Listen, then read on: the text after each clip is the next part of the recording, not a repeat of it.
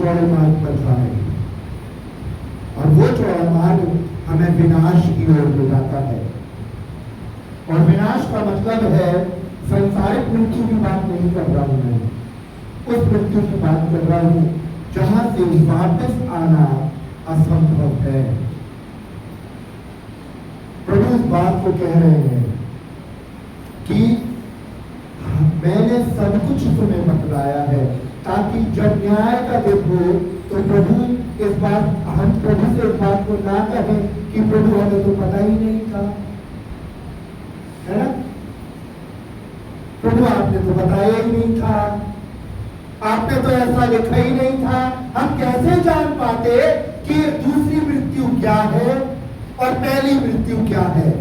लेकिन प्रभु के लोगों, परमेश्वर ने अपने कलाम में हमारे लिए सब कुछ रखा है और वचन बतलाता है दूसरी मृत्यु।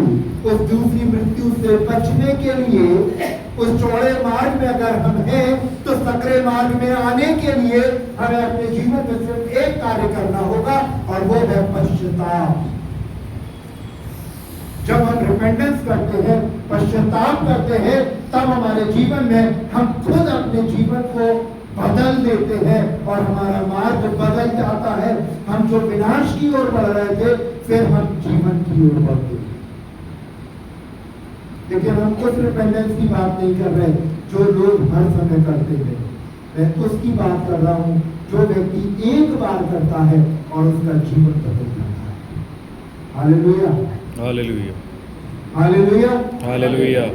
परमेश्वर का वचन बतलाता है कि जब हम आज यहाँ पर इकट्ठे हैं तो प्रभु हमारे जीवन में इस बात को बतलाना चाहता है कि अगर कहीं ना कहीं हम चौड़े मार्ग पर हैं।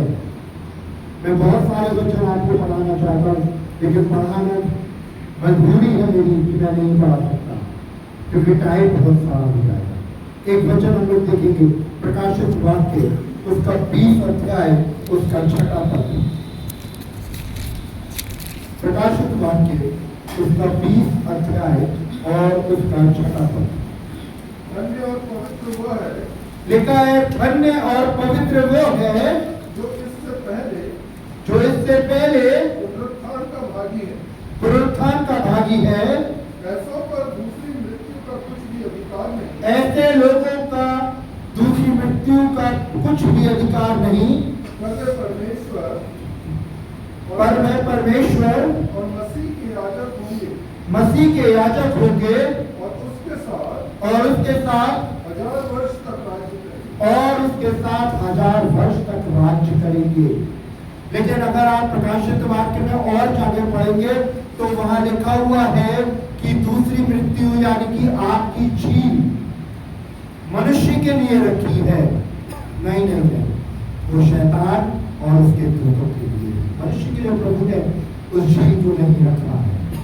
लेकिन हम अगर उसकी आज्ञाओं का उल्लंघन करते हैं, अगर हम उसकी बातों को नहीं मानते हैं, अगर हम उसके वचन को अपने जीवन में लागू नहीं करते, अगर हम उसकी आज्ञाओं का उल्लंघन करते हैं तो सोच कर रखिए वो आपकी झील यानी कि दूसरी मृत्यु हमारे लिए है। क्योंकि जब प्रभु सिंहासन पर आएगा तो वो अनुग्रह नहीं करेगा, वो दया नहीं करेगा, वो सीधे निर्णय सुनाएगा और वो निर्णय ये होगा कि इसको वहां डाल दो। कोई सुनवाई नहीं, कोई पैरवी नहीं। लेकिन आपको पता है जो हमको एक जीवन दिया है प्रभु ने, पश्चाताप के साथ जब हम प्रभु के पास आते हैं, सकरे मार्ग पर जीवन जीते हैं, ये किसकी बदौलत है? ये बदौलत है प्रभु यीशु मसीह की। क्योंकि हमने तो उस मार्ग को चुन लिया था।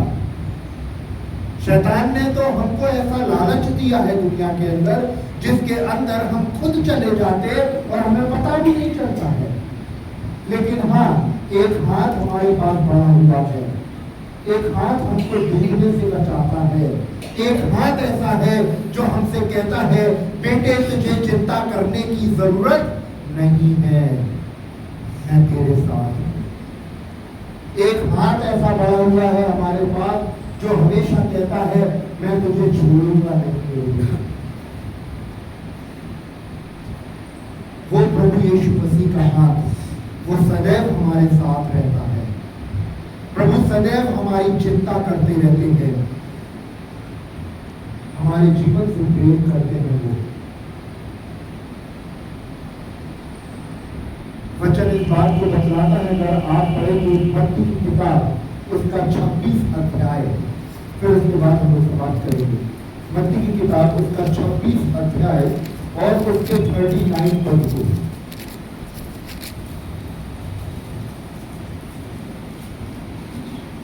फिर वो थोड़ा और आगे बढ़कर लिखा हुआ है। फिर वो थोड़ा और आगे